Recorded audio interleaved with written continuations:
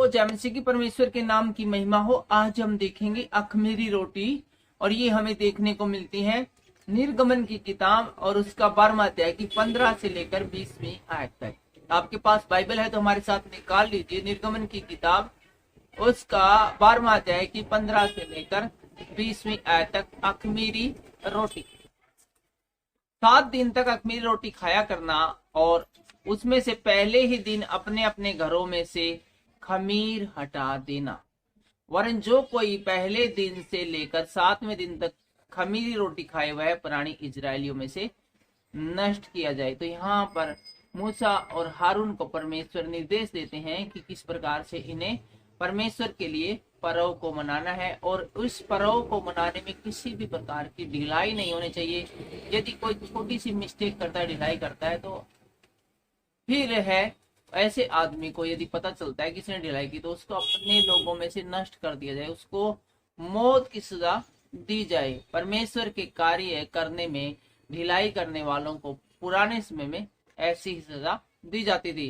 पहले दिन एक पवित्र सभा और 7वें दिन भी एक पवित्र सभा करना, और बताया गया है कि पहले दिन भी एक मीटिंग करनी है और आखिरी दिन भी एक मीटिंग करनी है। जिस प्रकार की कलीसियाओं में अब मीटिंग होती है, उन दोनों दिनों में कोई काम न किया जाए। जिस प्रकार संडे को विश्राम दिन है, इसी प्रकार पहले और आखिरी दिनों को विश्राम दिन की तरह है मानना है। किसी प्रकार कोई काम नहीं करना, कोई काम नहीं करना मतलब कोई प्रोफेशनल काम नहीं करना है। केवल जिस प्राणी का जो खाना हो उसके काम की आज्ञा, सिर्फ खाने पीने, आप खाना बना सकते हो, खाना खा सकते हो, बस ऐसी आज्ञा है, और कोई इसके अलावा कोई काम नहीं करना, कोई भी काम नहीं करना है।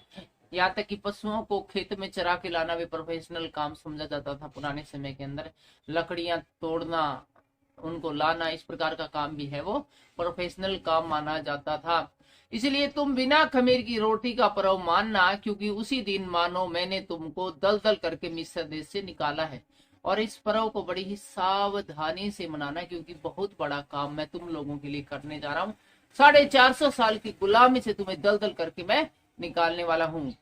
इस कारण वह दिन तुम्हारी पीढ़ियों में सदा की विधि जानकर माना जाए, और इस दिन को सदा इस बात के स्मरण के लिए माना करना, इसी तरह का पर्व मनाना करना, क्योंकि तुम्हें याद रहे इस बात को कि किस प्रकार से, किस बड़ी सतर पर मैं तुम लोगों को मिस्र देश से निकाल कर लाया हूँ।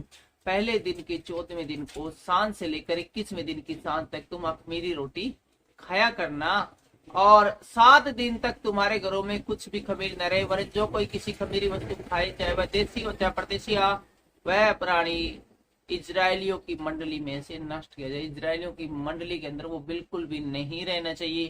कोई खमीरी वस्तु न खाना, अपने सब घरों में बिना खमीर की रोटी खाया करना। बार बार बताया गया खमीर है वो नजर नहीं आना चाहिए। इन पवित्र दिनों में, इन सभा के दिनों में ऐसा निर्देश है वो परमेश्वर और मूसा को देते हैं पहलौठों की मृत्यु से पहले। फिलहाल के लिए इतना ही। सबको आशीष मिले, बरकत मिले।